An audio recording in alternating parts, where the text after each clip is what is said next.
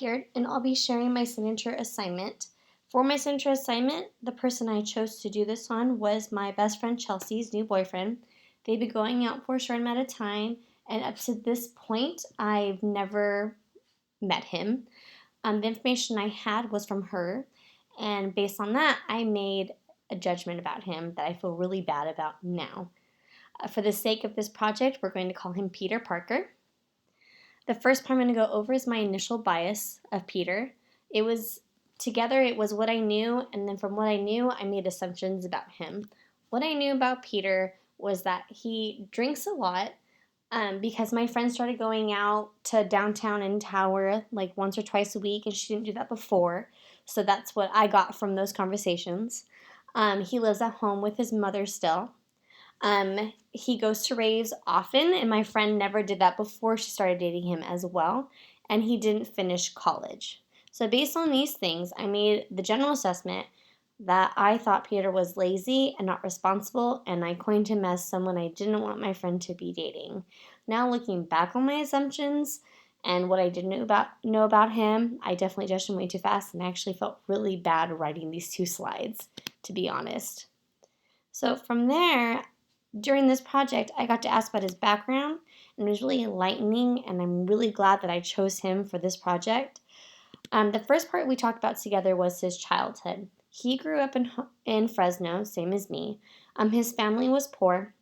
He said he knew this because they had the same thing for dinner every night. They had beans and rice.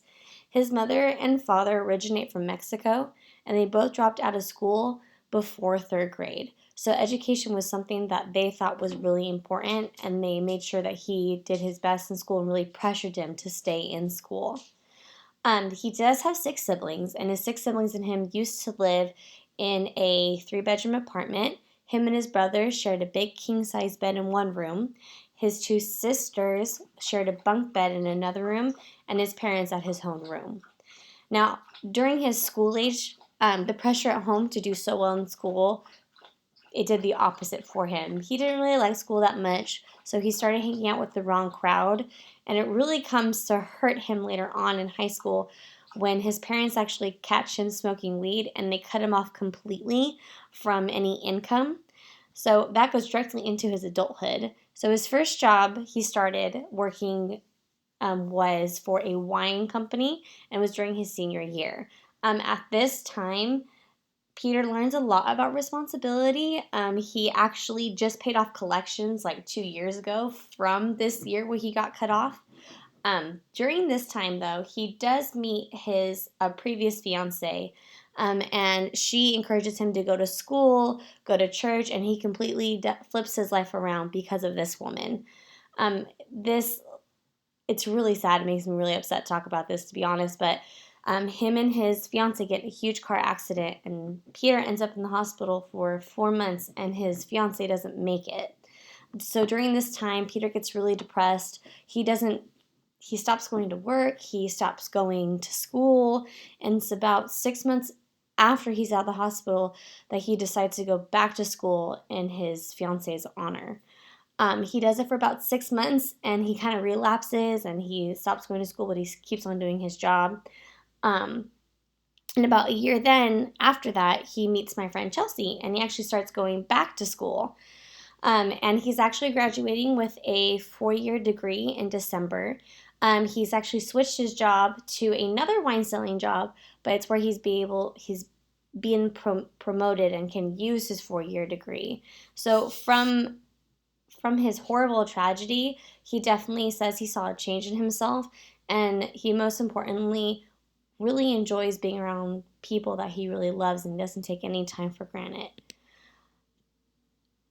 So this whole assignment and listening to him talk, especially when he talks about losing his loved one, definitely changed my mind. Like, I felt immense guilt that I even judged him in the first place.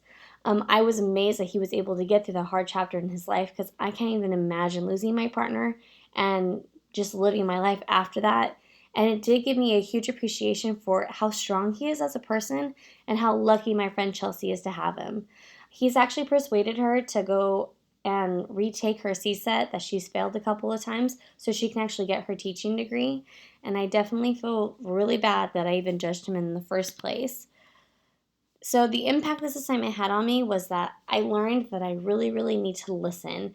It was obvious that the information I got from Chelsea at the beginning about Peter, I probably wasn't listening all the way, and I made these assumptions and judgment based off the choice words I was hearing and digesting and making this own person in my brain, which goes into the judge way too fast. And I always tell my kids never judge a book by its cover, but that's exactly what I did.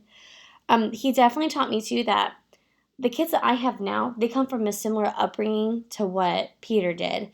And I actually got to hear his whole life story about how he struggled with, behavior and stuff in school and how he switched his life around. And it definitely makes me feel like as a teacher, I've been judging parents based off what my kids say about them and based off a file that I get to see at the beginning of the year. I don't meet lots of these parents because these parents are working long hours to sustain living with their kids. And I make these judgments because I never see them and I hear, about my mom and dad never being home. My mom and dad can't read to me. And now I feel really bad because if Peter turned out all right, I think they'll turn out all right.